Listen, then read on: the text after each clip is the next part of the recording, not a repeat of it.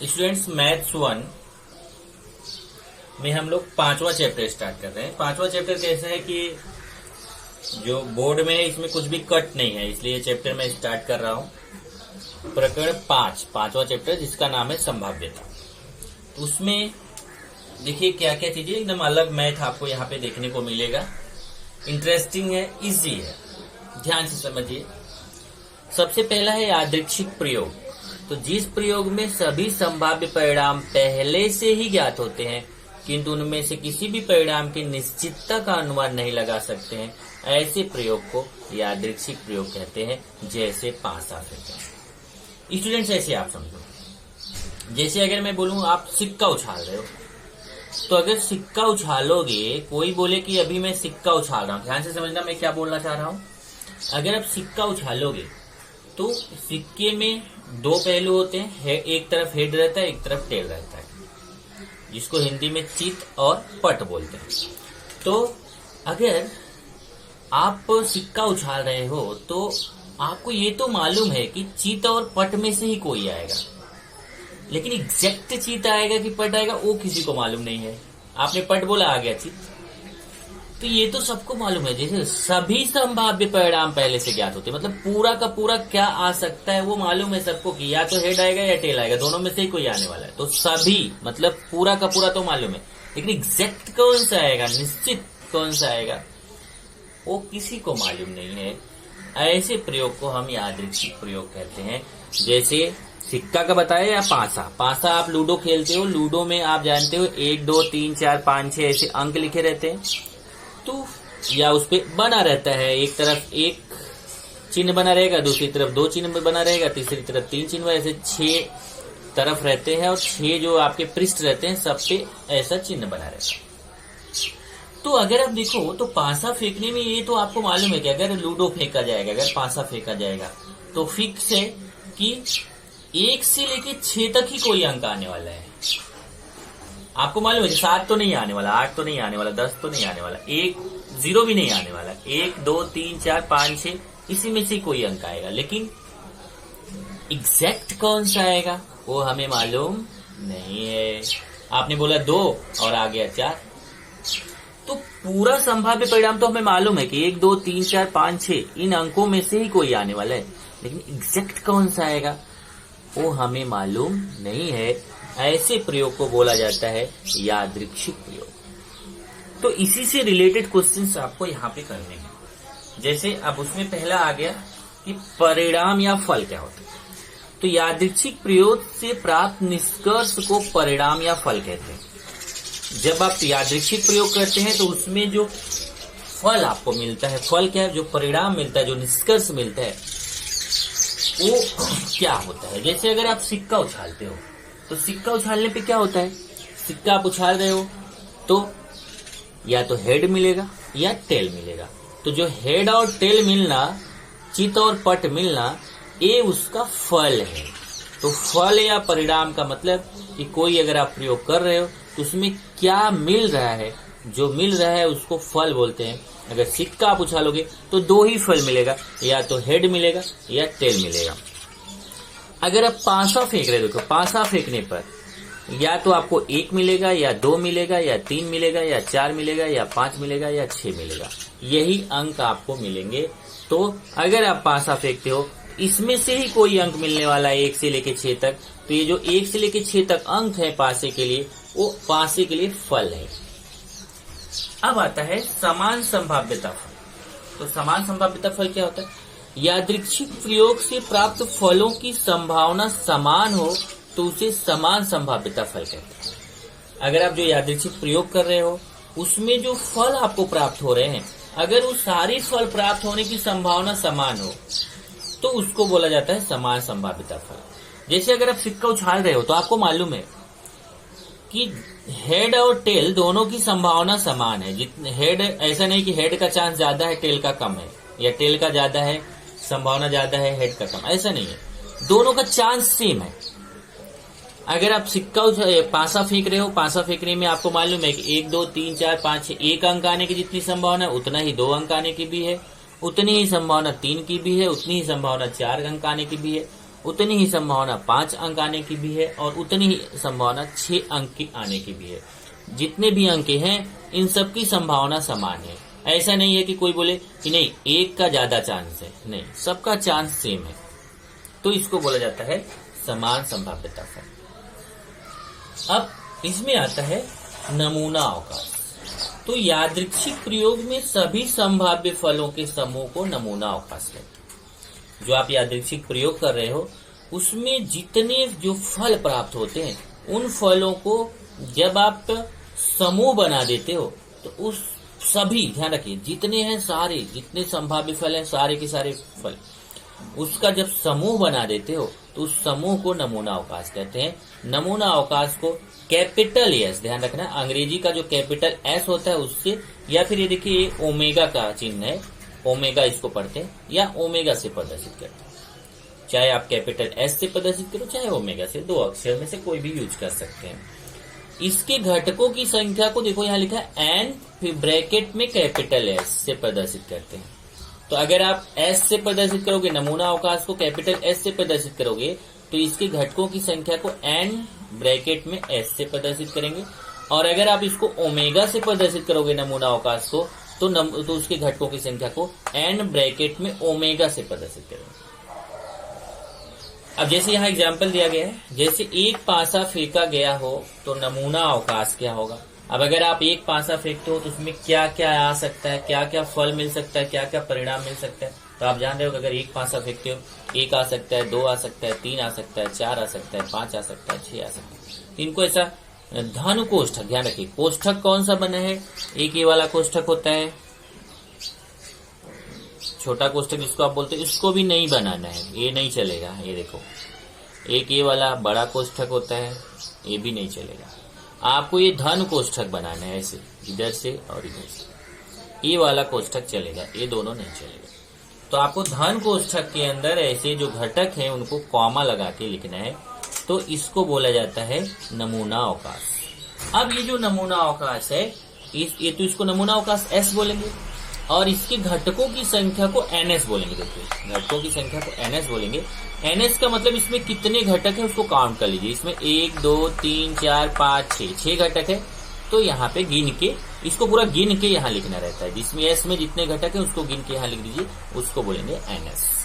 तो ये हो गया नमूना घटकों की संख्या। अब हम लोग पढ़ेंगे कि नमूना अवकाश, कुछ नमूना अवकाश हम यहाँ पे आपको निकाल के और दिखाएंगे। जैसे एक यहाँ बताया ऐसे और भी आपको बताने वाले हैं। चलिए नमूना अवकाश के कुछ उदाहरण और देख लेते हैं। नमूना अवकाश के कुछ उदाहरण, तो इसमें अब हम देखेंगे कि जो नमूना अवकाश है वो अभी तो एक पासे का आपको बताया ना, तो क्या और क्या क्या हो सकता है नमूना अवकाश में। तो जरा देखिए, जैसे पहला, ये सब आप रट्टा मार सकते हैं, समझ के ध्यान रखिए। अभी मैं समझा रहा हूँ, इसको समझ जाइए, समझ के इसको रट्टा मार जाइए, क्योंकि हर क्वेश्चन में इस ये जो मैं दिखा रहा हूँ, ये जहाँ पे 1 सिक्के वाला क्वेश्चन आएगा ये आपको लिखना रहेगा, 2 सिक्के वाले में लिखना रहेगा, 3 सिक्के वाले में लिखना रहेगा, 1 पासे वाला, 2 पासे वाला, ऐसे सबका फिक्स है। तो जरा समझ लीजिए। जैसे पहला है 1 सिक्का उछाला गया। अब अगर कोई आपसे बोले कि 1 सिक्का उछाला गया है तो उसमें क्या क्या फल आ सकता है, तो आप बोलोगे अगर 1 सिक्का उछाला गया है तो हेड आ सकता है या फिर टेल आ सकता है। तो देखिए हेड टेल मतलब जितनी भी संभावना, पूरी की पूरी संभावना, वो सब एस के अंदर आता है। एस बराबर नमूना अवकाश, एस को क्या बोलते हैं नमूना अवकाश, एस बराबर हेड आएगा या टेल आएगा, तो हेड कॉमा टेल। तो एन एस बराबर इसमें कितने घटक हैं गिन लो, 1 2 घटक है, एन एस बराबर 2। अगर हम 2 सिक्के उछालते हैं तो क्या होगा, अगर आप 1 सिक्का उछालते हो तो हेड आ गया या फिर आपका टेल आ गया। लेकिन अगर आप 2 सिक्के उछाल रहे हो तो जैसे आपने पहला सिक्का उछाला तो पहले सिक्के पे हेड आ गया और फिर दूसरा उछाला तो दूसरे पे भी हेड आ गया, तो एच एच हो सकता है। या पहले सिक्के पे हेड आ सकता है, दूसरे पे टेल आ सकता है, एस टी। या पहले सिक्के पे टेल आ सकता है, दूसरे पे हेड आ सकता है, या फिर दोनों पे टेल आ सकता है। देख लो, अगर आप 2 सिक्का उछालोगे तो दोनों पे हेड आ सकता है या दोनों पे टेल आ सकता है, या पहले वाले सिक्के पे हेड दूसरे वाले पे टेल आ सकता है, या फिर पहले वाले सिक्के पे टेल दूसरे वाले पे हेड आ सकता है। बस ये 4 को छोड़ के बाकी और कुछ नहीं। आप चाहे तो सोच सकते हो, दिमाग लगा सकते हो। अगर आपने 2 सिक्का उछाला, या तो दोनों पे हेड आया, या दोनों पे टेल आया, या पहले पे हेड दूसरे पे टेल आया, या पहले पे टेल दूसरे पे हेड आया। तो NS बराबर कितना हो गया, 1 2 3 4, ऐसा 4। इसी तरीके से ये 3 सिक्के का है। 3 सिक्का आप उछालोगे तो पता चला कि पहले पे भी हेड आया, दूसरा सिक्का उछाला उस पे भी हेड आ गया, तीसरा उछाला उस पे भी हेड आ गया, एच एच एच। या पहले पे एच आया, दूसरे पे एच आया, पर तीसरे पे टेल आ गया। या ऐसा हो सकता है कि पहले पे हेड आए, दूसरे पे टेल आए, तीसरे पे हेड आ जाए। या ऐसा हो सकता है कि पहले पे हेड आए, बाकी दोनों पे टेल आ जाए। या पहले पे टेल आए, बाकी दोनों पे हेड आ जाए। या पहले पे टेल आए, दूसरे पे हेड आए, तीसरे पे टेल आ जाए। या शुरुआत के दोनों पे टेल आए तो तीसरे पे हेड आ गए, या तीनों पे टेल आ गए। तो ये 8 संभावनाएं हैं जो 3 सिक्के के लिए हो सकता है। मतलब तीनों पे हेड आ सकता है, तीनों पे टेल आ सकता है, या फिर 2 पे हेड 1 पे टेल, देखिए 2 पे हेड 1 पे टेल। तो ये इतनी सारी चांसेस हैं। मतलब टोटल आप गिनो 1 2 3 4 5 6 7 8, NS बराबर 8 चांसेस। तो सिक्के के क्वेश्चन के लिए ध्यान रखो, सिक्के के क्वेश्चन के लिए इसको याद कर जाओ, याद करके लिख जाओ। तो अगर एक सिक्के वाला क्वेश्चन आएगा तो मुझे ये 2 लाइन लिखना ही है, S बराबर ST, NS बराबर 2। अगर 2 सिक्के वाला क्वेश्चन आएगा तो मुझे S और NS उसमें शुरुआत में ही लिखना है, और यही लिखना है, कुछ बदलने वाला नहीं है। अगर 3 सिक्के का क्वेश्चन आए तो मुझे S ये 8 और NS इक्वल टू 8, ये हमें लिखना ही है। क्वेश्चन में अगर 1 सिक्के वाला है तो ये लिखना है, 2 सिक्के वाला है तो इसको लिखना है, 3 सिक्के वाला है तो इसको लिखना है। जब भी क्वेश्चन आएगा ये रट्टा मार जाओ। ओके, तो 1 सिक्के में कितना 2 सिक्के में कितना 4, और 3 सिक्के में कितना संभावना है 8। अब आ गया एक पासा फेंका गया। तो पासे वाला तो अभी बताया आपको कि 1 2 3 4 5 6, अगर एक पासा फेंके हो तो इन 6 में से कोई भी अंक आ सकता है, NS बराबर 6। लेकिन अगर आपने 2 पासा फेंका है तो क्या होगा, अब देखिए ध्यान से, 2 पासा फेंका है तो ये 36 संभावना हो सकती है। 2 पासा फेंकने पे 36 कैसे होगा, ये देखिए यहां समझ में आएगा आपको। आपने पहला पासा फेंका तो 1 आया, और दूसरा पासा फेंका तो भी 1 आया, तो 1 1। या अगर पहले पे 1 आया लेकिन दूसरे पे 2 आ गया, या पहले पे 1 आया लेकिन दूसरे पे 3 आ गया। आपने पहली बार पासा फेंका 1 आया, दूसरी बार फेंका तो 4 आ गया। आपने पहली बार पासा फेंका तो 1 आया, दूसरी बार फेंका तो 5 आ गया। पहली बार फेंका तो 1 आया, दूसरी बार फेंका तो 6 आ गया। या पहली बार 2 आया, पहली बार पासा फेंका तो 2 आ सकता है, दूसरी बार फेंका तो 1 आ सकता है। पहली बार भी 2 आ सकता है, दूसरी बार भी 2 आ सकता है। इस तरीके से ये टोटल 36 है। इसको याद करने का बहुत सा सिंपल तरीका मैं आपको बताता हूँ। इसको याद करने का सिंपल तरीका है कि पहले ये जो पहली लाइन में 6, देखिए सब में 6 6 6 ऐसा 6 बार है। इसमें भी 6 है, पहली लाइन में भी, दूसरी में भी 6 है, तीसरे में भी 6 है, चौथे में भी 6 है, पांचवी लाइन में भी 6 है, छठी में भी 6 है। इसमें आपको क्या करना है, पहली लाइन में शुरुआत में पहले वाले अंक पे 1 लेना। देखिए 1 1 सब पे 1 दिख रहा है ना।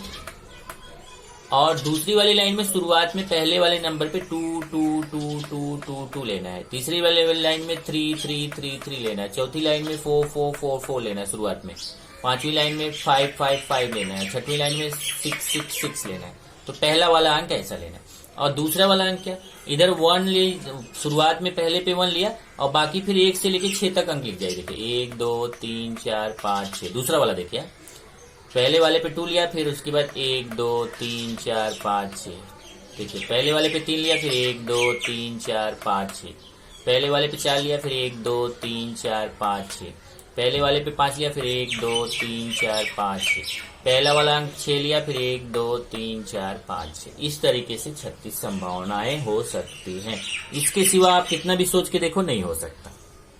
NS बराबर 36। एक और यहाँ पे डिस्कस करें, जैसे 3 लड़के, अगर उन 3 लड़कों में एक लड़के का नाम B1 है, दूसरे का नाम B2 है, तीसरे का नाम B3 है। 2 लड़कियां हैं, एक लड़की का नाम G1 है, दूसरी का B2 है, और इनकी सहायता से हमें 2 लोगों का समूह बनाना है। मतलब लड़के कितने हैं 3, लड़कियां कितनी हैं 2, टोटल कितने टोटल स्टूडेंट्स हो गए 5। 3 लड़के 2 लड़कियां, टोटल कितने हुए 5। लड़कों का नाम B1 B2 B3 है, लड़कियों का नाम G1 G2 है। फिर इनसे हमें 2 लोगों का समूह बनाना है। तो हम कितना समूह बना सकते हैं? तो अगर हम सबसे पहले लड़कों के समूह में जाएं तो लड़कों का देखो 3 समूह बन सकता है। क्या? एक तो B1 और B2 आपस में मिलके समूह बना सकते हैं B1 B2। दूसरा समूह B2 और B3 मिलके बना सकते हैं, देखिए B2 B3। तीसरा समूह B1 और B3 मिलके बना सकते हैं, देखिए B1 और B3 मिलके बना सकते हैं तीसरा समूह। देखिए सब में दो है, इसमें भी दो लोग हैं, इसमें भी दो लोग हैं, इसमें भी दो लोग हैं। या लड़कियां आपस में मिलके एक समूह बना सकती हैं G1 G2। अब आप बोलो सर G2 G1 भी बना सकते हैं, तो चाहे G1 G2 बोलो चाहे G2 G1, लड़कियां दोनों वही की वही हैं। तो अगर आप यहाँ G2 G1 लिख देते हो तो भी वही मतलब हुआ, G1 G2 लिख देते हो तो भी वही मतलब हुआ। उसके बाद ये तो लड़कों की 3 समिति बन गई, देखिए B1 B2 B2 B3 B1, जिसमें केवल लड़के हैं। और इस G1 G2 ऐसी समिति है जिसमें केवल दोनों लड़कियां हैं। अब दोनों को मिक्स कर देते हैं। मिक्स करेंगे तो देखिए B1 जो है ना वो G1 के साथ समिति बना सकता है, और यही B1 जो है वो G2 के साथ भी बना सकता है, तो 2 समिति हो गई। B2 जाके G1 के साथ बना सकता है, B2 की जाके G2 के साथ बना सकता है, 2 समिति बन गई। B3 G1 के साथ बना सकता है और B3 G2 के साथ बना सकता है। अब ये इतनी समिति बन गई, टोटल काउंट कर लो 1 2 3 4 5 6 7 8 9 10, ये 10 समिति बन गई, जिसमें देखो सब में 2 2 लोग हैं, सब में 2 2 लोगों की समिति है। बीच में देखिए कॉमा लगा हुआ है 2 2 लोगों के बीच में। तो कैसा बना, एक तो बॉयज बॉयज का बना B1 B2 B2 B3 B1 B3, फिर गर्ल्स गर्ल्स का बना G1 G2, फिर बॉयज गर्ल्स मिक्स बना B1 G1 B1 G2 B2 G1 B2 G2 B3 G1 B3 G2। इस तरीके से टोटल 10 समिति बन गई। इस तरीके से बहुत सारे नमूना अवकाश आगे और मिलेंगे, इतना मैंने आपको 6 बता दिया है। कुछ और मिलेंगे जो हम क्वेश्चंस में करेंगे, कुछ थोड़ा मैंने यहाँ पे बता दिया है आपको। अब 2 पॉइंट जरा देख लीजिए, याद रखिएगा। पहला पॉइंट क्या है, अगर जैसे मान लीजिए कि कहीं पे क्वेश्चन आता है कि 2 सिक्का उछाला गया, मतलब 2 अलग अलग सिक्के हैं उसको उछाले गए हैं, या एक ही सिक्के को 2 बार उछाला गया है, दोनों के लिए नमूना अवकाश वही है, मतलब दोनों का मतलब वही है। अगर क्वेश्चन आता है 2 सिक्का उछाला गया बोलता है, या फिर कोई बोलता है कि एक ही सिक्के को 2 बार उछाला गया, दोनों का मतलब एक ही होता है। इसी तरीके से अगर कोई बोलता है 3 सिक्का उछाला गया है, या फिर एक ही सिक्का 3 बार उछाला गया है, दोनों का मतलब एक ही होता है। ऐसे देखिए पांसे के लिए 2 पांसे फेंके गए हैं, या फिर एक ही पांसा 2 बार फेंका गया है, इन दोनों के लिए नमूना अवकाश समान होता है, मतलब दोनों के लिए नमूना अवकाश में कोई फर्क नहीं होता है। अब इसमें अगर आप देखें तो हम लोग प्रश्न संग्रह 5.1 पे चलते हैं, इसके प्रश्न करेंगे। इसका प्रश्न क्या है, देखिए कि निम्नलिखित प्रत्येक कथन में कितनी संभावनाएं हैं। अब यहाँ पे जो क्वेश्चन है उसमें आपको ये पता करना है कि इसमें कितनी संभावनाएं हैं। 4 प्रश्न हैं ऐसे जिसमें पता करना है कि कितनी संभावनाएं हैं। जैसे पहला क्वेश्चन देखिए क्या है, वनिता को महाराष्ट्र के निम्नलिखित स्थलों की जानकारी है, उनमें से एक स्थान पर वह मई महीने की छुट्टी में जाने वाली है। अब देखो क्वेश्चन में क्या बोल रहा है कि वनिता जो है वो ये 8 स्थान है, कौन कौन सा, अजंता पहला स्थान है, दूसरा है महाबलेश्वर, तीसरा लोडार झील, चौथा ताडोबा अभ्यारण्य, 5वां अम्बोली, 6वां रायगढ़, 7वां माथेरान, 8वां आनंदवन। ये महाराष्ट्र के 8 घूमने वाले स्थान हैं। इनमें से किसी एक स्थान पर उसको छुट्टी बिताने जाना है, पिकनिक जिसको बोलते हैं, पिकनिक जाना है। तो उसके पास कितनी संभावनाएं हैं, क्वेश्चन है कि प्रत्येक कथन में कितनी संभावनाएं हैं। तो अगर आप ध्यान से देखो तो उसको जाना, ध्यान समझना, ये मेन पॉइंट यहाँ पे क्या है, उसको जाना है केवल एक जगह, पर उसके पास ऑप्शन कितना है, 8। मतलब इस 8 स्थान में से वो किसी भी एक स्थान पे जा सकती है। तो संभावना कितनी है, 8। मतलब उसके पास 8 जगहों में से किसी भी जगह पे जाने का चांस है। संभावना मतलब चांस, कहाँ जाने का चांस है।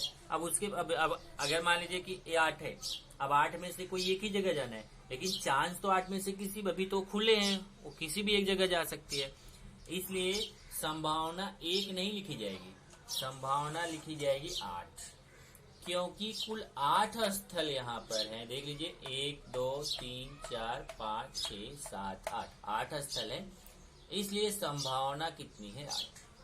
क्योंकि संभावना का वहां मतलब होता है कि ज्यादा से ज्यादा जितना है उसमें से पूरा का पूरा, पूरे में संभावना है ना, पूरे में से किसी भी जगह जा सकती, क्या फिक्स थोड़े की है कि यही जगह जाना है। उसके पास 7 ऑप्शन खुले हुए हैं, 8 ऑप्शन खुले, 8 में से किसी भी जगह जा सकते। अब ऐसा ही बाकी क्वेश्चन, अब आपको ज्यादा समझाने की जरूरत नहीं है। जैसे दूसरा है, सप्ताह के एक दिन का यादृच्छिक पद्धति से चुनाव करना है। अब सप्ताह में कुल कितने दिन होते हैं? 7 दिन ना, सोमवार मंगलवार बुधवार गुरुवार शुक्रवार शनिवार और रविवार, ऐसा 7 दिन होता है। तो ये जो 7 दिन होते हैं, उन 7 दिनों में से एक दिन चुनना है आपको। अब एक दिन जो चुनना है वो आप 7 में से कोई भी चुन सकते हैं। आपके पास चुनने के लिए कितनी संभावना है? आपके पास दिन चुनने की कितनी संभावना है? अगर आपको सप्ताह का एक दिन चुनना है तो आपके पास दिन चुनने की कितनी संभावना है? आपके पास दिन चुनने की कुल 7 संभावना है। क्योंकि सप्ताह में 7 दिन होते हैं, इसलिए आपको संभावना, दिन चुनने की संभावना कितनी है? 7। मतलब इसी 7 में से कोई एक दिन आप चुन सकते हैं। अब कोई बोले नहीं मेरे पास 9 संभावना है, 10 संभावना है, 20 संभावना है, तो गलत है। क्योंकि 20 सप्ताह में 20 दिन तो होता नहीं, सप्ताह में 7 ही दिन होता है। ओके, नेक्स्ट क्वेश्चन, ताश के पत्तों में से एक पत्ता यादृच्छिक पद्धति से चुनना है। अब देखिए, ताश के पत्ते हैं, ताश में कितने पत्ते होते हैं? अब जो देखे होंगे ताश, उनको पता होगा कितने पत्ते होते हैं। जो ताश नहीं देखे उनको मैं बताता हूँ कि ताश की गड्डी, मतलब जो ताश का पूरा समूह होता है उसको गड्डी बोला जाता है। जो ताश का पूरा समूह होता है पत्तों का, उसको गड्डी बोलते हैं। तो ताश की गड्डी में कुल 52 पत्ते होते हैं। अब निकालना है आपको एक ही पत्ता है, उसमें कुल पत्ते कितने हैं? 52 पत्ते, लेकिन निकालना केवल एक पत्ता है। पर उस 52 में से आप कोई भी पत्ता निकाल सकते हैं। निकालना एक ही है, लेकिन संभावना आपके पास 52 है। 52 के 52 में से कोई भी निकाल सकते हैं, इसलिए यहाँ पे संभावना हो गई 52। चौथा है, प्रत्येक कार्ड पर एक संख्या 10 से 20 तक इस प्रकार लिखी गई है, उनमें से एक कार्ड यादृच्छिक पद्धति से चुनना है, तो क्या संभावना होगी? अब देखिए, प्रत्येक कार्ड पर 10 से 20 तक संख्या लिखी गई है। अब बहुत लोग बोलेंगे 10 से 20 के बीच में कितनी संख्या हो गई? 10 नहीं, 10 से 20 तक बोला है, बीच नहीं बोला है। 10 से 20 तक मतलब उसमें 10 को भी लेना है, 20 को भी लेना है, उसके बीच का भी लेना है। तो जरा गिनिए, देखिए मैं गिन रहा हूँ ऐसे, 10 11 12 13 14 15 16 17 18 19 20, कितना हो गया? 3 3 6 3 9 और 2 11। तो 10 से लेके 20 तक अगर आप गिनोगे तो आपको कुल 11 मिलेगा।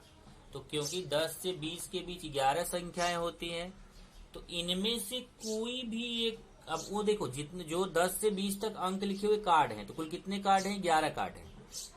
एक पे 10 लिखा है एक कार्ड पे, एक कार्ड पे 11 लिखा है, एक कार्ड पे 12 लिखा है, एक कार्ड पे 13 लिखा है, ऐसे ही 20 तक हर कार्ड पे लिखा हुआ है। तो उसमें से कोई एक ही कार्ड हमें निकालना है, लेकिन हमारे पास ऑप्शन कितना है? हम 10 से लेके 20 तक के बीच का 10 और उसमें 20 भी शामिल है, हम कोई भी एक कार्ड निकाल सकते, किसी भी अंक का कार्ड निकाल सकते हैं। हम तो फ्री हैं वहां पे, हम कोई भी अंक निकाल सकते हैं। तो हमारे पास संभावनाएं कुल कितनी है? 11 संभावनाएं हैं। हम 10 को भी निकाल सकते हैं, 11 को भी निकाल सकते हैं, 12 को भी निकाल सकते हैं, 13 को भी निकाल सकते हैं, 14 को भी निकाल सकते हैं, 15 को भी निकाल सकते हैं, 16 को भी निकाल सकते हैं, 17 को भी निकाल सकते हैं, 18 को भी निकाल सकते हैं, 19 अंक को भी निकाल सकते हैं, 20 अंक वाले कार्ड को भी निकाल सकते हैं। इस तरीके से हमारे पास कुल 11 संभावनाएं, निकालना एक ही है लेकिन 11 में से कोई भी निकाल सकते हैं। हमारे पास संभावना कितनी है? 11। हमारे पास ऑप्शंस कितने? 11। ये हो गया आपका प्रश्न संग्रह 5.1 यहाँ पे खत्म, पर छोटा सा था जिसमें आपको डायरेक्ट आंसर लिखना था। चलिए स्टूडेंट्स, प्रश्न संग्रह 5.1 खत्म हुआ। 5.2 में आपको कुछ नहीं करना है, बस केवल नमूना अवकाश S। देखिए पहला प्रश्न, निम्नलिखित प्रत्येक प्रयोग में नमूना अवकाश S तथा नमूना घटकों की संख्या NS लिखिए। तो अभी आपको जब मैं नमूना अवकाश बता रहा था तो उसमें मैंने आपको एस और एनएस बताया था, तो वही अब प्रश्न में क्या आएगा, वो प्रश्न के हिसाब से हमें एस और एनएस निकालना है। जैसे पहला क्वेश्चन है, एक पासा तथा एक सिक्का एक ही समय में फेंकना। अब देखिए, एक पासा है, एक सिक्का है, एक ही समय में फेंकना है, तो नमूना अवकाश। अब ध्यान से देखना, पासे में अंक क्या क्या होता है, 1 2 3 4 5 6। ध्यान से सुनो, पासे में क्या क्या अंक होता है, 1 2 3 4 5 6। और सिक्के में क्या क्या होता है, हेड टेल।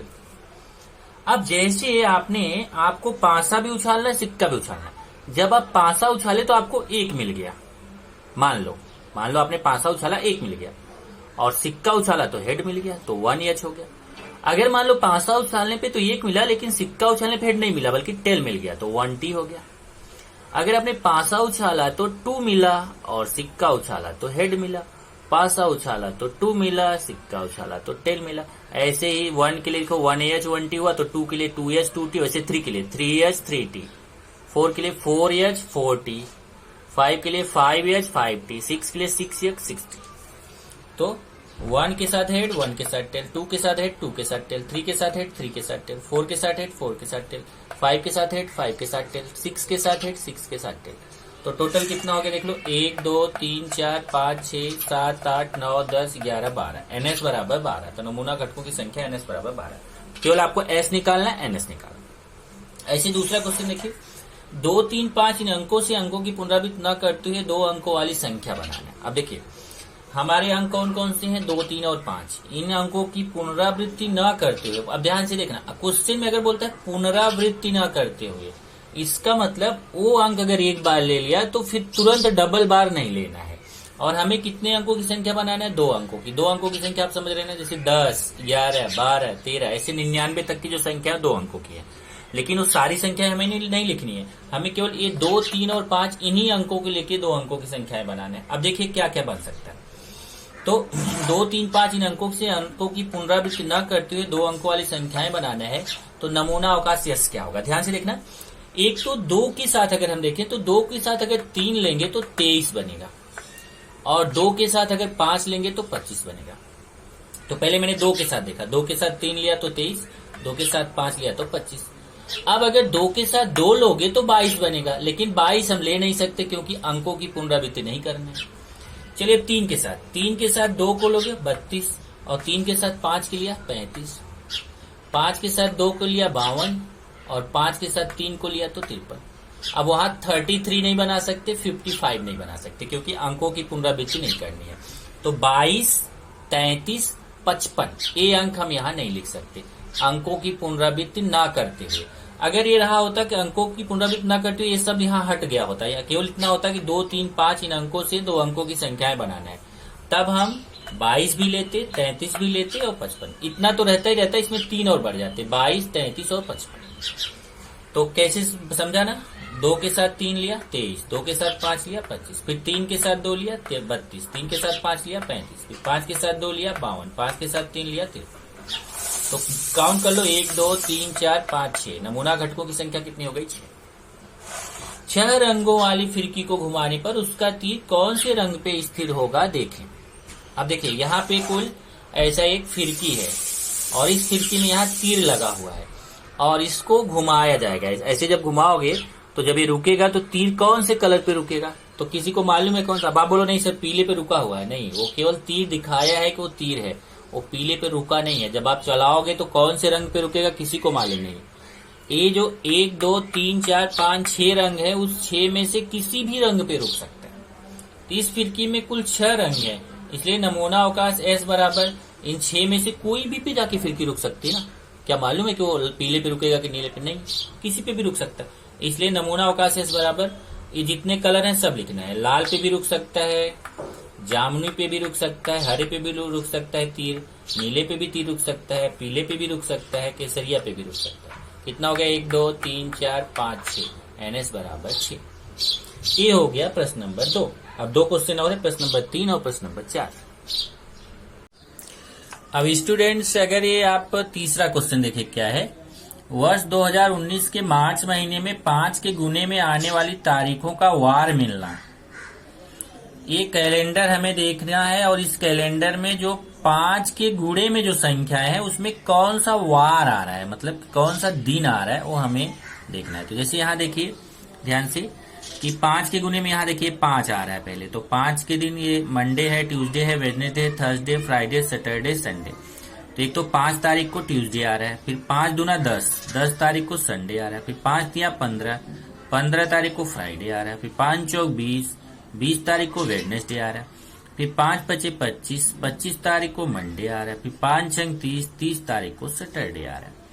इस तरीके से ये आपका इतना आ जाएगा। तो इसका अगर उत्तर देखेंगे तो नमूना अवकाश में देखिए क्या आएगा, नमूना अवकाश S बराबर ये देखिए 5, 10, 15, 20, 25, 30, मतलब मंगलवार, रविवार, शुक्रवार, बुधवार, सोमवार, शनिवार। काउंट कर लो 1, 2, 3, 4, 5, 6, NS बराबर 6 हो जाएगा। उसके बाद है अगला देखिए चौथा क्वेश्चन लास्ट है। 2 लड़के B1 B2 हैं और 2 लड़कियां G1 G2 हैं। इनमें से 2 लोगों की एक रास्ता सुरक्षा समिति बनाना है। नमूना अवकाश लिखने के लिए निम्नलिखित कृति पूर्ण कीजिए। अब देखिए 2 लड़के हैं तो लड़कों की समिति बनेगी क्या क्या, B1 B2, और लड़कियों की समिति क्या बनेगी, लड़कियों की समिति बनेगी G1 G2। 2 लोगों का बनाना है तो लड़कों का 2 लोगों का B1 B2 का बन सकता है और लड़कियों का G1 G2 का। अब लड़के लड़कियां मिला के बनाएंगे तो देखिए B1 के साथ G1 का बन सकता है, B1 के साथ G2, तो यहाँ आएगा B1 G2। ऐसे B2 के साथ G1 का बन सकता है और B2 के साथ G2 का बन सकता है। तो कुल कितनी समिति बन गई यहाँ पे आपको लिखना है, देखिए कॉमा लगा के लिखना है। एक तो पहला B1 B2 बन गया, दूसरा G1 G2 बन गया, तीसरा B1 G1 बन गया, चौथा B1 G2 बन गया, अगला B2 G1 बन गया, अगला B2 G2 बन गया। तो टोटल कितनी समिति बन गई, 1, 2, 3, 4, 5, 6 समिति बन गई। इस तरीके से यहाँ आपका 5.2 खत्म हो जाता है। उत्तर देखेंगे तो यहाँ पे देखिए दिया गया है लड़कों की समिति B1 B2 बन रही है, लड़कियों की समिति G1 G2 बन रही है।